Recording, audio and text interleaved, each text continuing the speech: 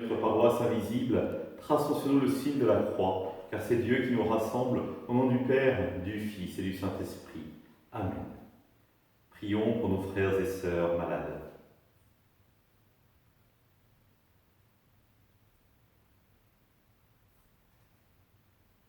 Prions pour tous les soignants et ceux qui œuvrent pour le bien commun.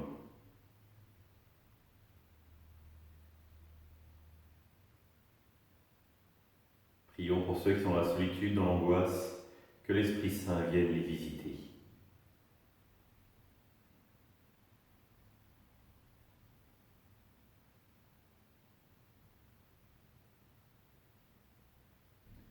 Pour manifester notre communion, je vais maintenant allumer cette bougie au cierge pascal.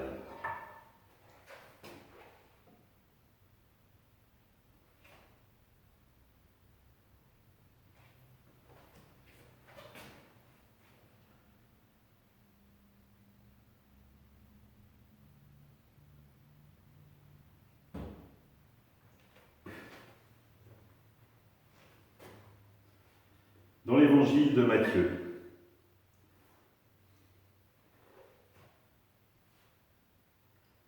Jésus disait à ses disciples, « Amen, je vous le dis, un riche entrera difficilement dans le royaume des cieux.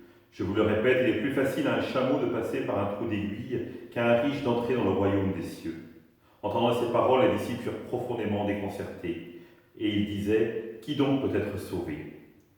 Jésus posa sur eux un regard et dit, « Pour les hommes c'est impossible, mais pour Dieu tout est possible. » Alors Pierre prit la parole et dit à Jésus, « Voici que nous avons tout quitté pour te suivre. Quelle sera notre part ?» Jésus leur déclara, « Amen, je vous le dis, lors du renouvellement du monde, lorsque le Fils de l'homme siégera sur son trône de gloire, vous qui m'avez suivi, vous siégerez vous aussi sur 12 trônes pour juger les 12 tribus d'Israël. Et celui qui aura quitté à cause de mon nom des maisons, des frères, des sœurs, un père, une mère, des enfants ou une terre, recevra le centuple. Il aura en héritage la vie éternelle. Beaucoup de premiers seront derniers, beaucoup de derniers seront premiers. » Acclamons la parole de Dieu. Louange à toi, Seigneur Jésus. Eh bien, frères et sœurs, voici une bonne nouvelle. Je vous invite à vendre votre maison, à quitter vos enfants, votre mari, pour suivre véritablement le Seigneur de toute votre âme, de tout votre être et de toute votre force. Évidemment, bien sûr, ce n'est pas à cela que Jésus vous invite. Et heureusement, parce qu'autrement, où seraient les promesses du mariage? En revanche, il nous invite à le suivre et à mettre tout avant lui. Et en mettant tout avant lui, nous allons découvrir finalement ce qu'est l'amour véritable. Comme le Père aime le Fils, comme le Fils aime le Père dans l'Esprit. Et nous allons pouvoir non seulement nous en servir comme modèle pour toute notre vie, mais aussi inviter Dieu au cœur de notre vie pour nous aimer, pour nous aider à aimer davantage. Et voilà le sens profond des paroles du Christ.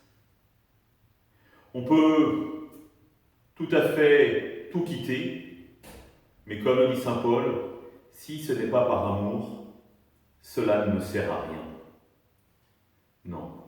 Si nous nous sommes appelés à quitter, c'est véritablement pour faire grandir l'amour. Et la question pour nous est, qu'est-ce qui va aider dans ma vie à faire grandir l'amour? Et ce qui est extraordinaire, c'est que la réponse va être différente pour chacun d'entre nous. En revanche, ce qui est fondamental, c'est d'accepter de nous poser la question, de nous arrêter véritablement en se posant cette question qui est redoutable, comment puis-je mieux aimer? S'arrêter, prier, contempler Jésus aimé, s'en servir comme modèle et invoquer l'Esprit Saint, lui qui est la source de tout amour, qui nous aidera et qui nous apprendra à aimer davantage. En avons-nous cette volonté? Voulons-nous véritablement aimer? Parce qu'effectivement, Cela va bouleverser notre vie. Le jeune homme riche n'a pas été capable de suivre le Christ. Et vous? Ensemble, nous prions. Notre Père, qui es aux cieux, que ton nom soit sanctifié, que ton règne vienne, que ta volonté soit faite sur la terre comme au ciel. Donne-nous aujourd'hui notre pain de ce jour. Pardonne-nous nos offenses, comme nous pardonnons aussi à ceux qui nous ont offensés. Et ne nous laisse pas entrer en tentation, mais délivre-nous du mal. Amen. Et que le Seigneur nous bénisse, qu'il nous accompagne notre journée et nous garde dans la paix. Au nom du Père, du Fils et du Saint-Esprit. Amen. À demain.